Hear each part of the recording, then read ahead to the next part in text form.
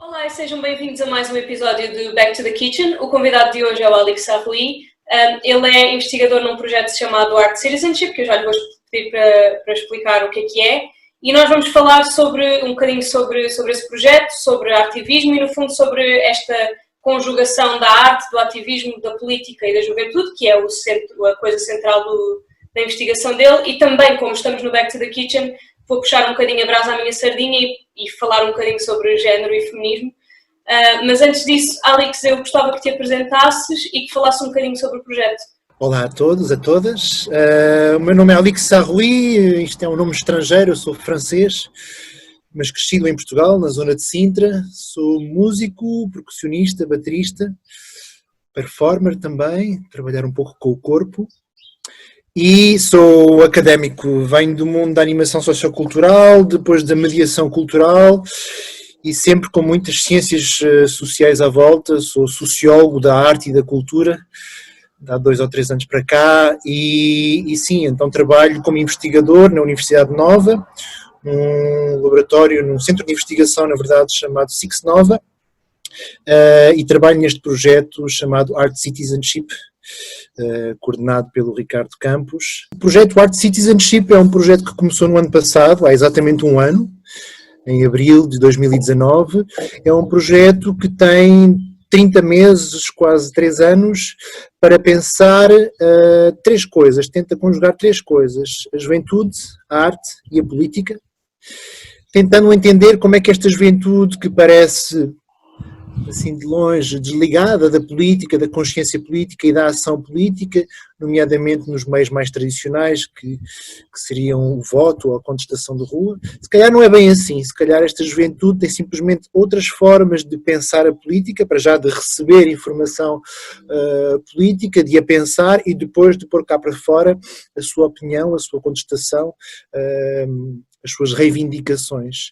Logo aí, a quebrar as palavras, eu disse política, se calhar não é a palavra certa, seriam mais causas. Juventude também é um conceito, é uma criação social, podemos ser jovens até muito tarde, tive o prazer de entrevistar gente muito mais velha do que nós, e arte são todas as artes, na verdade, não nos fechamos a uma só arte, a uma só forma de expressão artística, estamos abertos a muitas delas, assim como a nível das causas, trabalhamos bastante sobre o feminismo e não só, mas outras causas também, causa climática,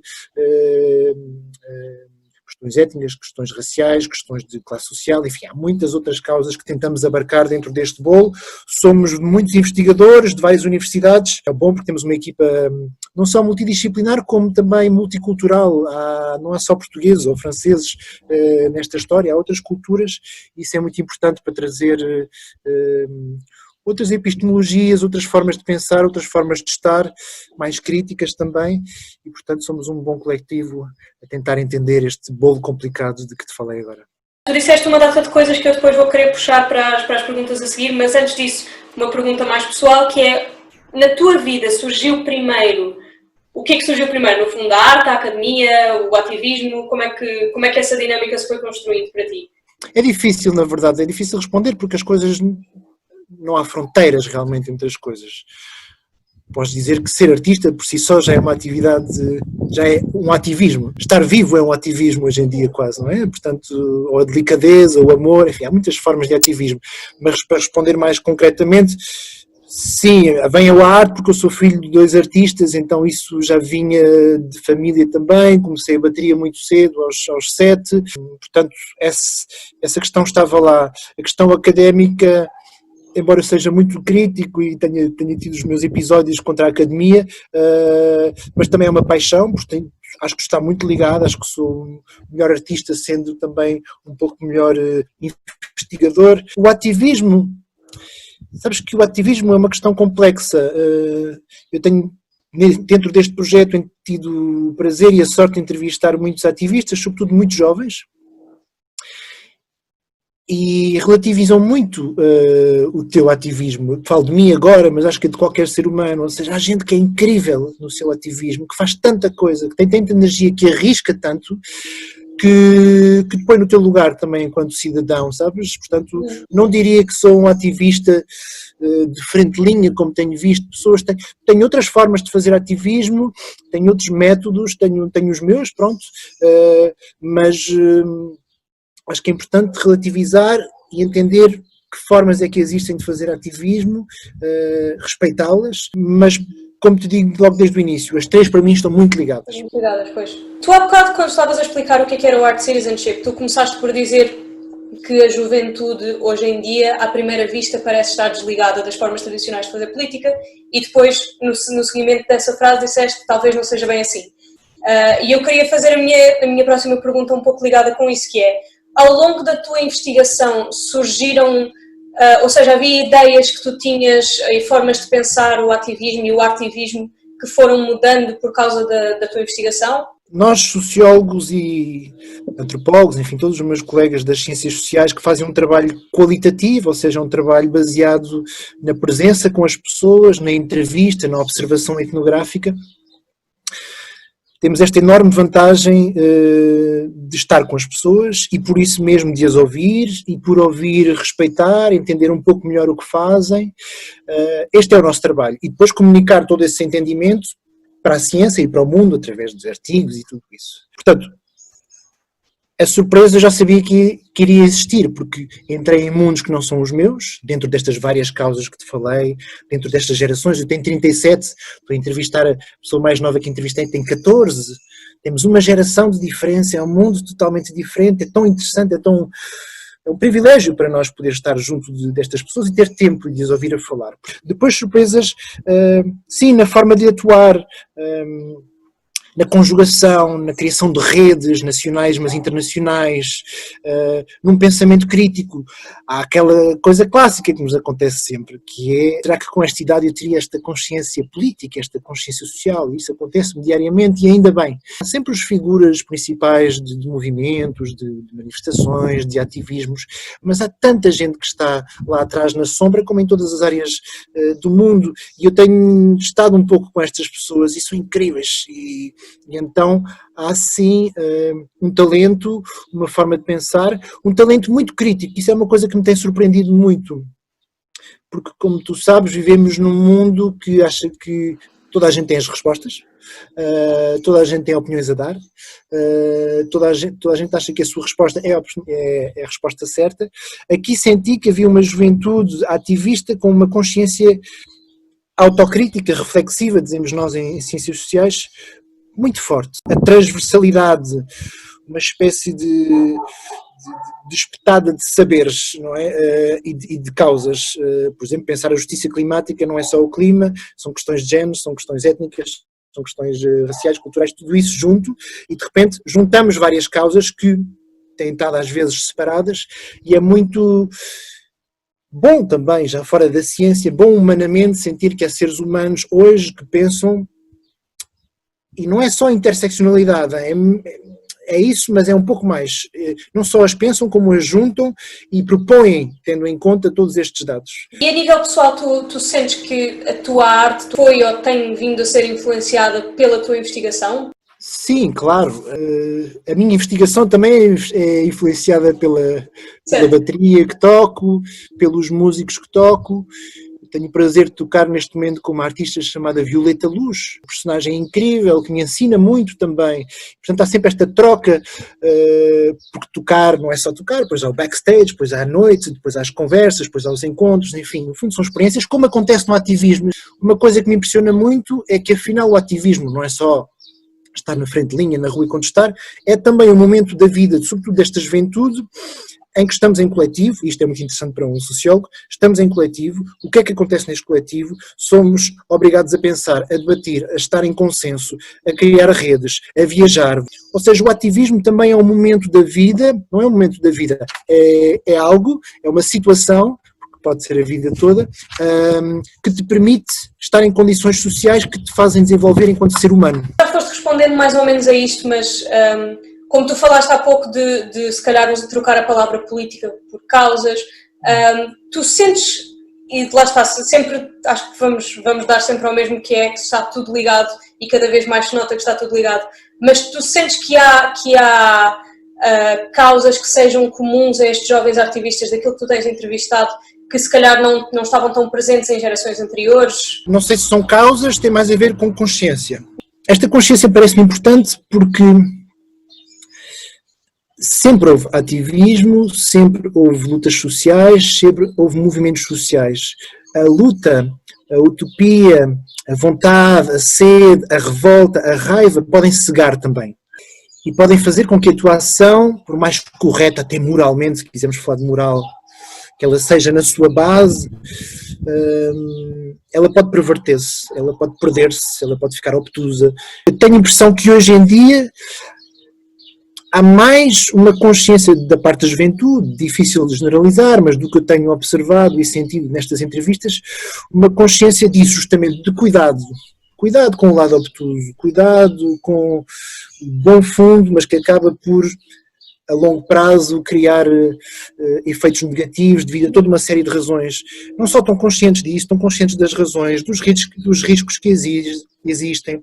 Estão conscientes também que é difícil humanamente estar uns com os outros, chegar a um consenso, estar de acordo com como lutar, o que fazer, como estar nas ruas, mas há diálogo. Agora vai ser uma pergunta que já vai sair um bocado de tudo o que nós temos estado a falar, mas como tu disseste que o Art Citizenship é composto por uma equipa internacional, queria aproveitar para perguntar se tu tens alguma coisa a dizer sobre o panorama do ativismo em Portugal em comparação com outros lugares do mundo. O ativismo, então, se o definirmos de forma muito básica, portanto, o uso da arte como forma de ativismo, como meio, como forma de comunicação, como forma de ensino também, porque através de uma imagem, de uma escultura, de um mural, há muita informação que passa. Eu diria que é presente em Portugal, obviamente temos artistas, como todo o mundo, temos grandes artistas em Portugal, há pessoas que estão focadas nisso, há pessoas que depois na sua arte são provocadas por associações ativistas para trazê-las para a associação e para que trabalhem em conjunto. Ao contrário, há artistas que vão ter com as associações e dizem eu quero pôr o meu talento estético, artístico a favor de uma causa na qual eu acredito. Acho que tudo isso existe em Portugal, obviamente. Ainda está em crescimento, eu diria, mas isso já são razões que não têm nada a ver com o ativismo, nem mesmo a ver só com a arte, tem a ver com o país, com a educação, com o respeito que temos para com os artistas no geral. Há uma certa ideia do artista ainda negativa, há um desrespeito, há uma falta de sensibilidade, há uma falta, no fundo, de educação. Lá fora há grandes exemplos, há exemplos que nos podem motivar, sobretudo aqueles exemplos que não caíram, porque como tu sabes a arte hoje em dia é aglutinada pelo sistema político, percebeu muito bem que também poderia ser não um inimigo, mas algo a captar e a usar em prol da sua política, seja ela local ou nacional.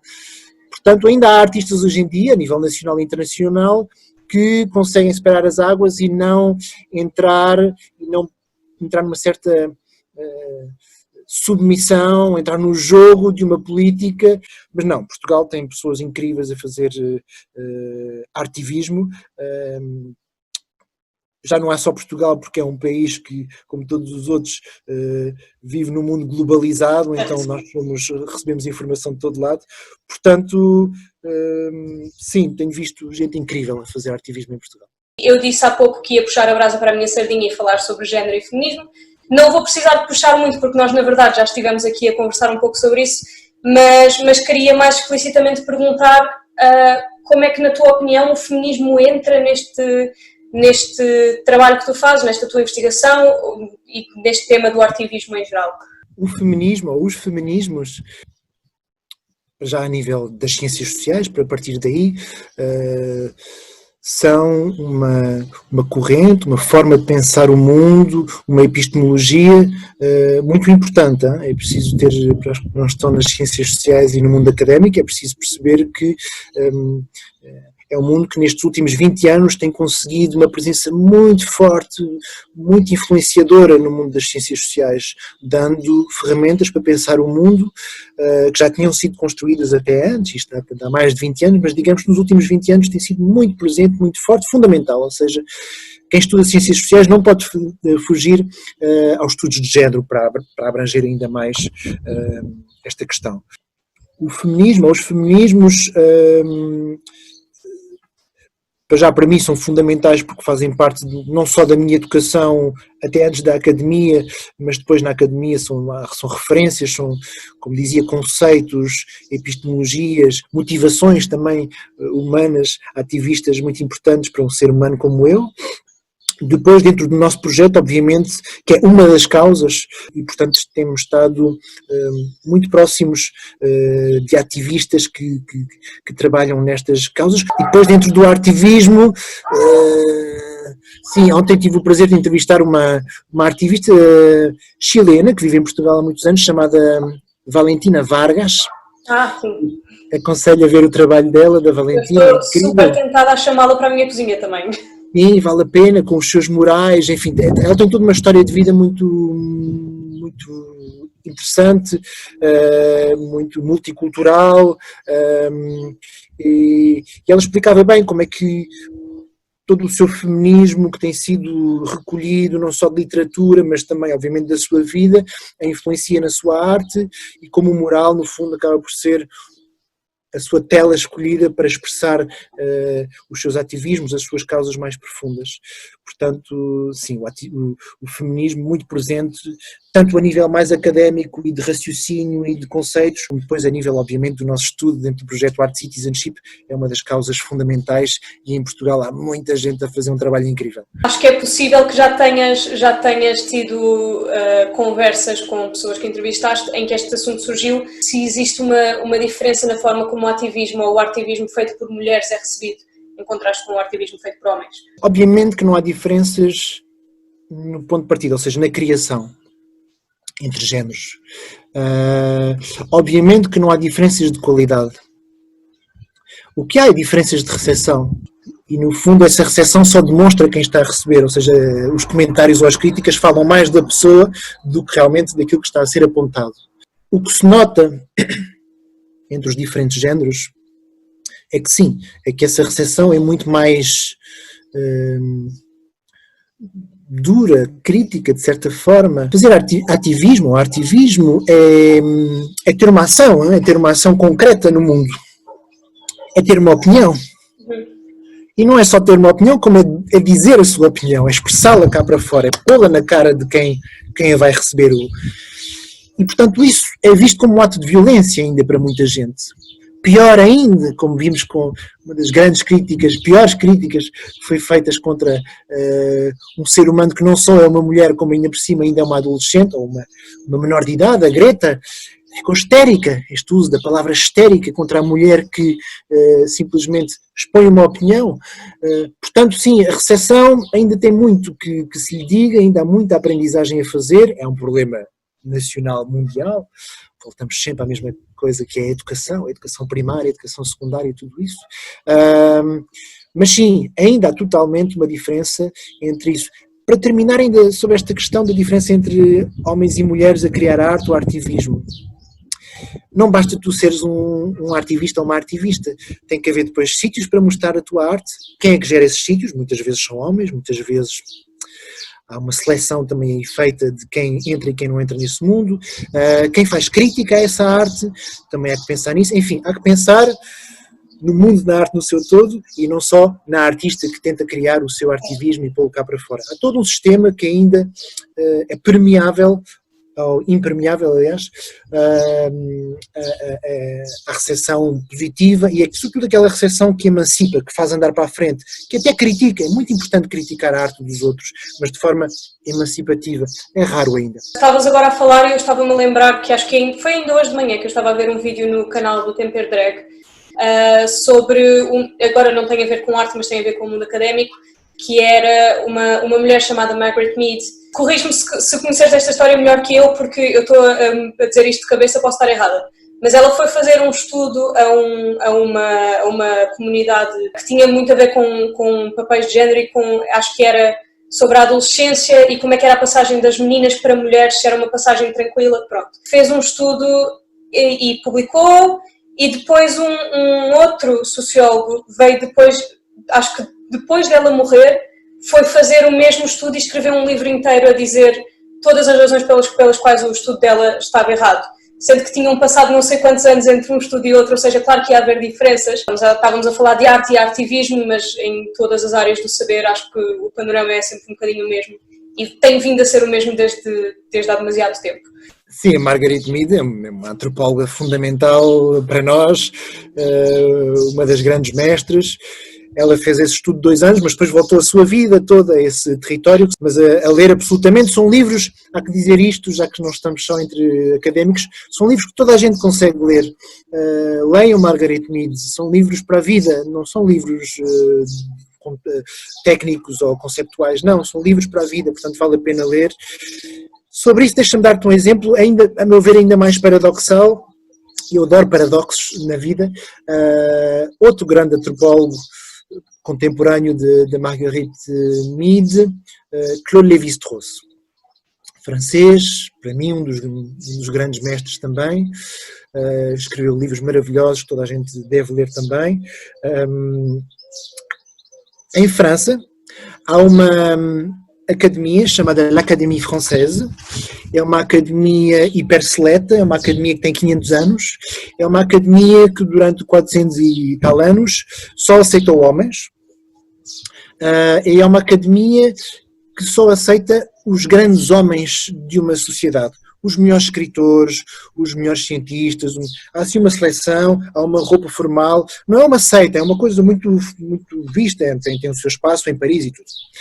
L'Académie Française, algo muito importante. Nos anos 70, salvo erro, 80, a pessoa que geria a Académie Française, um grande escritor também, propôs que fosse uma mulher a ganhar esse ano um lugar na Académie Française. Outra coisa a saber é que há lugares limitados, digamos 300, cada vez que morre uma das pessoas é substituída por outra pessoa. Portanto, não se entra assim à toa. Escolheu uma mulher, uma escritora francesa muito importante, Marguerite Yourcenar. Dentro dos académicos, quem estava contra a vida de Marguerite Yourcenar? Paradoxalmente, Claude Lévi-Strauss. O homem que escreveu um livro chamado Raça e História, um homem que defendeu a igualdade dos seres humanos, um homem que defendeu a importância da natureza, enfim, um homem que escreveu coisas fundamentais para pensar o mundo. E paradoxalmente ele diz isto. Porquê? Lá está, é um pouco o lado obtuso que falámos há bocadinho. Ele foi arranhado por tudo aquilo que ele estudou na vida. O argumento dele era: l'Académie Française funciona graças a um ritual que tem 400 e tal anos. E não podemos quebrar este ritual baseado na masculinidade também, na questão do homem, com a entrada de uma mulher. Vai ser disruptivo, vai romper algo que é criado ao longo de séculos, portanto eu estou contra a entrada desta mulher. Há sempre aqui um risco, e eu tenho sempre de ter este cuidado, e sobretudo quando tiver 80 e tal anos, ter este cuidado de não te traís a ti próprio através das tuas ideias que foste construindo, mesmo que sejam muito críticas face ao que existe à tua volta. Acho que é bom food for thought. Nós estamos quase a acabar. Eu queria fazer 2 perguntas que na verdade são eu vou fazê-la em uma, mas são 2 perguntas. Antes de passarmos para o Woman Up, que é o ativismo, o que é que traz de novo que outras formas de ativismo não têm? E quais é que são as suas limitações? E por outro lado, o que é que esta juventude ativista traz que gerações anteriores não têm e quais são as limitações? Voltamos à recepção. Marcel Duchamp é ativismo? Kandinsky é ativismo? Banksy é ativismo, mas não é arte? Dá para separar as coisas? Não. Entre o artivismo e o ativismo em si, são aliados, são formas de comunicar. No fundo, falámos desde o início da educação e da importância da comunicação para que as pessoas tenham mais dados para pensar. O artivismo é mais uma das formas de comunicar uma ideia, de convencer as pessoas a juntarem-se a essa ideia, se possível, de forma crítica. E sendo a arte baseada muitas vezes em imagens, ou em figuras, ou em momentos, toca nas pessoas. Voltamos a uma coisa muito importante, que é a parte visceral, que aliás é uma das uma das bases também do ativismo geral, a questão visceral, cerebral, do coração, mas muito visceral. E a arte tem o artivismo tem esta função também de tocar um pouco mais a fundo, de ser fácil de entender. Vejamos os memes, por exemplo, hoje em dia, com tudo que é arte digital, toca, mexe nas pessoas, é fácil, dá para convencer, temos um emoji imediatamente, depois temos também um ícone criado, enfim, é tudo muito rápido hoje em dia. Portanto, para mim são aliados. E aliás, vê-se que a juventude hoje em dia não há quase nenhum grupo ativista que não tenha um artivista ali para ele no meio, e se não o têm, procuram-no com toda a sede. Há também plataformas incríveis, não sei se conheces 2degrees Artivism, uma plataforma portuguesa que está conectada com várias associações em Portugal e que tenta justamente fazer a ponte entre o ativismo e o artivismo e os artistas. Também sentindo que em Portugal havia justamente falta de ponte, falta de conexão entre estes dois mundos, e que todo mundo ativista precisava de artistas ali no meio. Portanto, 2degrees Artivism pode valer a pena irem ver, está na net, tem um site, tem tudo o que é preciso. Ok, chegamos ao fim da entrevista, só nos falta o último segmento, que é o Woman Up. E normalmente eu peço ao convidado para escolher uma mulher específica, mas já não vai ser a primeira vez aqui que as regras são um bocadinho quebradas. E, portanto, Alix, podes-nos falar de quem é que escolheste? Sim, tu tinhas-me desafiado em relação a isso e obviamente que quis quebrar logo o desafio, porque é difícil. O que é que querem que eu diga? Uma mulher, obviamente, podia citar uma autora, podia citar uma académica, mas pensando um pouco, vem-me a questão, enfim, a questão da vida e a questão de ser etnógrafo, de ser sociólogo e ter o prazer de viajar para estar com pessoas e para viver em comunidades. Uma das coisas que tive o prazer de fazer foi de trabalhar no Brasil, na Venezuela e no México, próximo de comunidades indígenas, e aí vi mulheres que me marcaram enquanto ser humano neste mundo que todos partilhamos, e dou 3 exemplos. Quando estive a trabalhar no Brasil, sim, fui à Amazónia e estive numa comunidade chamada São Tomé, que é no Rio Negro, perto de Manaus. Eu vivia numa comunidade onde a líder da comunidade era uma mulher, a Dona Nai Cabocla, ou seja, meio índia, meio descendente português, ou não sei qual era a história dela, com o marido caboclo também, o senhor Jacaré, 72 anos, mas quem mandava em toda a comunidade e quem geria tudo o que se passava era a Dona Naí, e passei muitas tardes a preparar o frango ou outras coisas com a Dona Naí, e aprende-se muito com estes seres humanos que têm 70 e tal anos, enrugados, de pés descalços, e que te contam a sua vida, a sua história. Segunda história, trabalho na Venezuela. Trabalhei na Venezuela, perto da fronteira com a Colômbia, onde existe uma comunidade muito importante que são os Wayuu. E os Wayuu são matriarcais e é a mulher que escolhe o marido. Ou melhor, há rituais em que é a mulher que escolhe o marido. E eu vi alguns desses rituais, são muito bonitos, a mulher está no centro, muito bem vestida, e à volta anda um homem assim à volta dela, a dançar, a simular, e ela olha para ele enquanto ele circula, vai dando a volta, e depois se gosta dele ou não, ela é que escolhe. E para dizer que não gostou, ela põe o dedo dela em cima da cabeça dele, e ele cai no chão. Lindo, lindo, lindo. Terceiro exemplo, aí é uma imagem que me volta à cabeça. Eu trabalhei no México também, em Oaxaca, sul do México, onde a cultura é zapoteca, e na cidade de Oaxaca, como em muitas cidades em que há povos subalternizados, os índios zapotecas vinham vender comida, coisas no centro da cidade, na praça central. E à noite, às 11 da noite, voltavam para as suas casas, individualmente. E todas as noites, às 11 da noite, lembro de estar em frente à minha casa, um pequeno quarto que eu tinha alugado em Oaxaca, que tinha assim um terracinho onde eu me sentava, e todas as noites às 11, 11h30, voltava uma mulher zapoteca, com 2 tranças muito longas, também tinha mais de 70 anos de certeza, com uma criança às costas, e depois à frente tinha uma espécie de lenço que cobria tudo o que ela tinha vendido. Nunca tinha visto uma mulher a caminhar com tanta muito direita, sabes? Muita nobreza de espírito e de corpo, o queixo para cima, e olhava para a frente quando caminhava. Isso é sempre muito forte, são lições de vida que vão muito para além do feminismo, como te digo, são mulheres que eventualmente não sabem o que é o feminismo, mas que se tu fores sensível, e o meu trabalho enquanto sociólogo e etnógrafo é observar, aprender a observar, te nutrem. Portanto, uma das coisas a fazer, e acho que é uma atitude também ativista, é observar, ouvir 3 casos de mulheres indígenas que me marcaram. Muito bom, olha, ainda bem que eu te deixei quebrar as regras porque trouxeste-nos histórias muito bonitas. Bom, chegámos ao fim da nossa discussão. Alix, se as pessoas te quiserem encontrar redes sociais, como é que é? Onde é que estás?